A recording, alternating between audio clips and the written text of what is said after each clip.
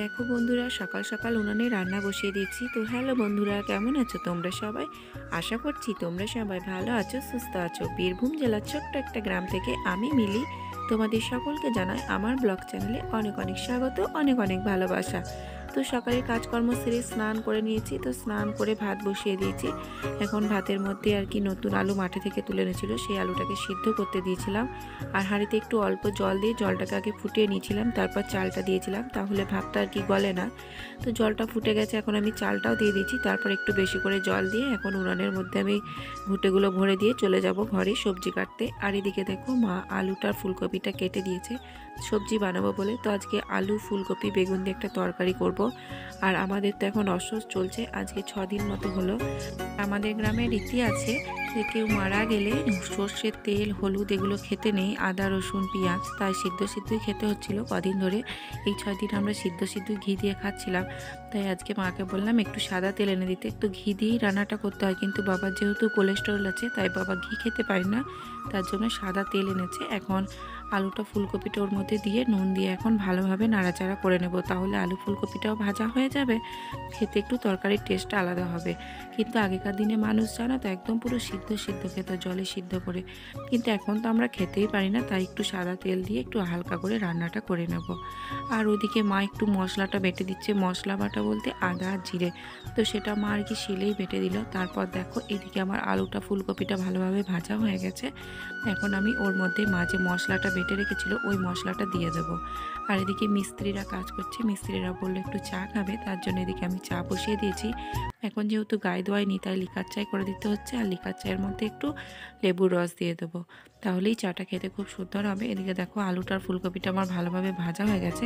আর এদিকে দেখো মা মশলাটা তোলার সময় একটু ভালো করে জল দিয়ে আর কি গুলে দিয়েছিল। তো এখন সেই আমি মশলাটা ওর মধ্যে দিয়ে দিলাম।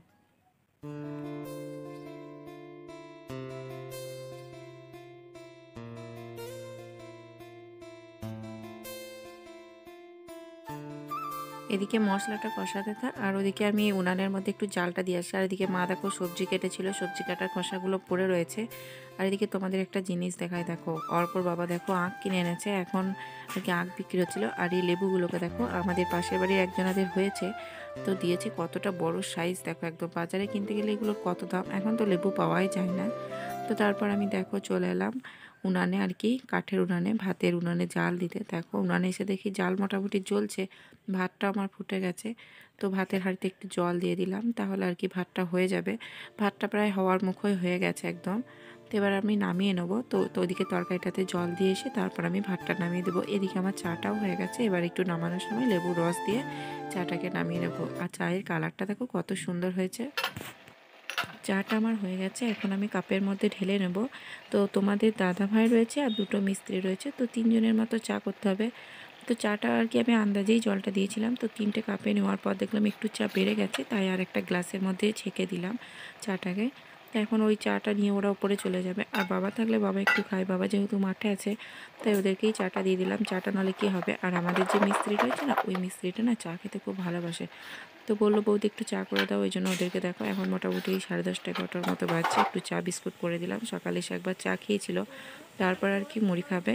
আর এদিকে দেখো আমার চাটা রেডি হয়ে গেছে, কালারটা দারুণ এসছে দেখো। আর এদিকে দেখো আমার ঝোলটা ফুটতেও শুরু করে দিয়েছে। তো গাছে যেহেতু এখন কচি কচি বেগুন, তাই মা বললো আর তেলের মধ্যে নাড়তে হবে না, ঝোলটা যখন ফুটবে ঝোলের মধ্যে পাতলা পাতলা করে বেগুনগুলো কেটে দিয়েছিল, তো বেগুনগুলোকে ফেলে দিয়েছি, এখন ঝোলটা ফুটতে শুরু করেছে।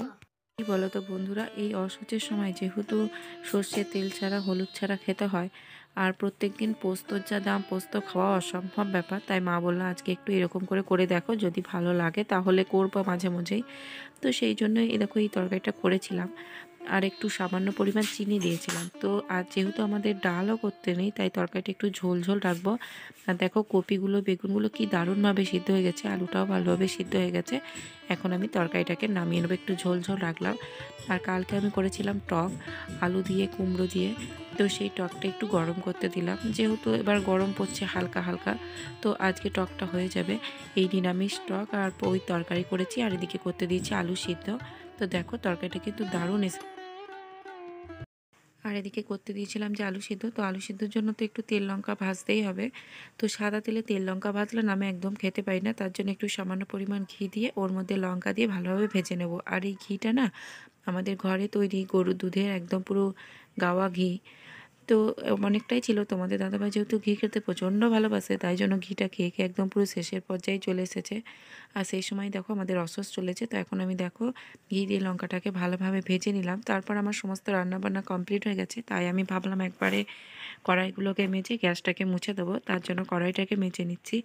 আর এখন কড়াই তো খুব একটা পড়েই না, যেহেতু হলুদ নেই, পেঁয়াজ রসুন আদা কিছুই নেই, সর্ষের তেলও নেই, একদম পুরো জলে সিদ্ধর মতো রান্না বান্না। তো তার জন্য কড়াইটা পড়েই নি, একদম জল হাত বুলিয়ে নিলেই কাজ হয়ে গেল। তো কড়াইটা আমার মাজা হয়ে গেছে।